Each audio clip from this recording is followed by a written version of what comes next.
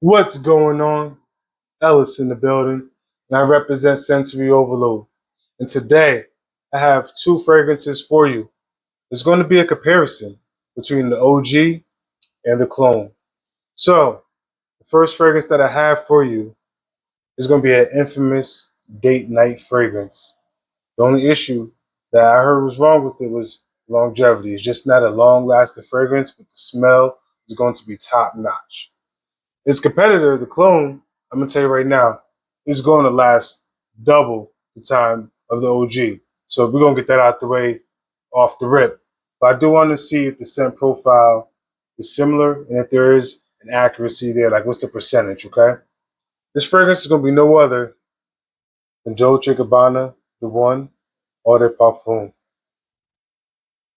and the one by Dua is going to be one and only.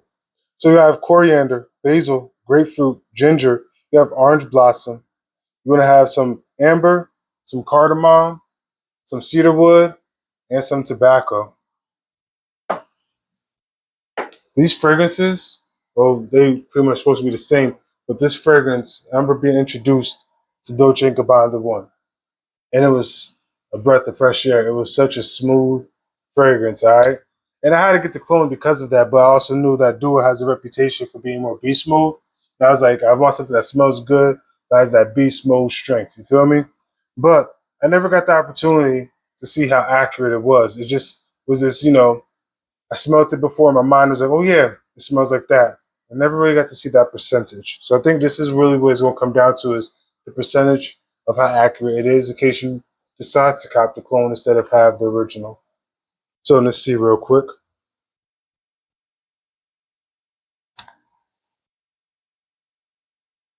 Hmm. You do get a little bit of that nice orange blossom, that ginger, but this is still that smooth, woody, tobacco-based fragrance. I got spray on the back of my hand now. Hang on. Hang on.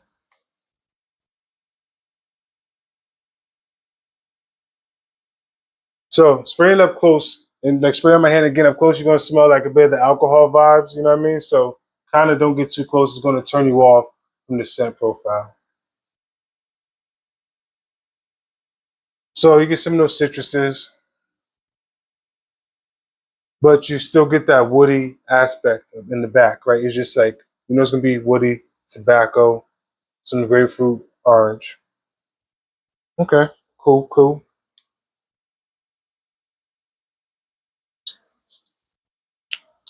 Let's see how we do in here now. This one, the Dua, is not as smooth in the opening either. You know what I mean? Getting those right up on it after that initial spray will definitely turn you off from the fragrances. You kind of have to let it settle and then bring your nose to it because that alcohol is still transitioning to whatever notes that this fragrance is composed of.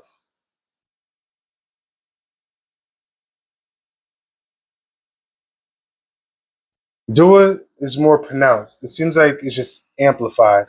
So whenever you get from the EDP, the tobacco, the ginger, the orange, the grapefruit, the coriander, you're getting it amplified with Dua's version.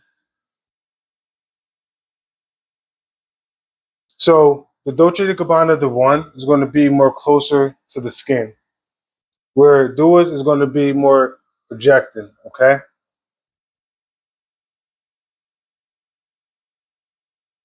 As far as accuracy and opening, 75, 80%.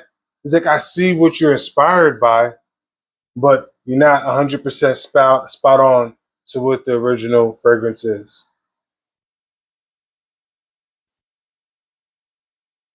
I will say this though. The opening, it is what it is, right? It's really the base where most of these fragrances shine because that's where you're going to spend most of your time experiencing the fragrance.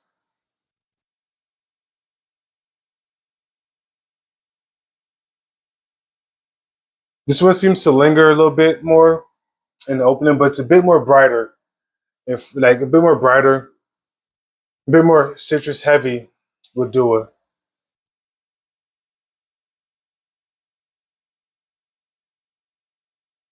All right. So while I was going through this process, I'm going to just talk to you. Do it. The value is there. While I said the opening is like a 75, 80%, the dry down is going to get a bit more, accurate. However, it's not going to be 100% spot on. So it's not that. But if you're looking for just the fragrance that's similar to Dolce Gabbana The One for like a fraction of the price, doors you go to. You do understand where the inspiration is from. You know what I'm saying? You do get that smell. It does have a compliment factor. Trust me, I've worn Dua's version and gotten compliments numerous times. So it's not like it smells bad. That's not what I'm saying. What I'm saying is that if you want something that's 100% accurate to Dolce Gabbana The One, this is not that. But the mass appeal is still there. The date night vibes is still there.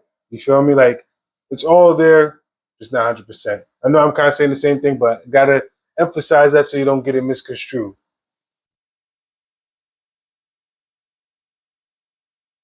I'm not gonna say one's better than the other. I would say that I wish that Dolce Gabbana The One lasted as long as Duas and projected as strong as Duas. If it did that, then the EDP version would be like perfect. You feel me? But because Dua has, that oomph, you feel me, that projection and that lasting power, I'd rather spend the bread with Dua and I'll be good to go. So that's how I will operate. You feel me?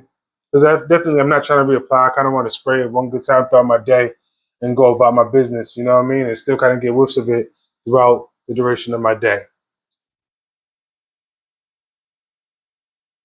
Overall, 80%. 80, 83%. I don't know, that's my random number. But that's what I'm getting as far as the comparison of the two. So that's my comparison of Dolce Gabbana The One EDP with Dua's One and Only.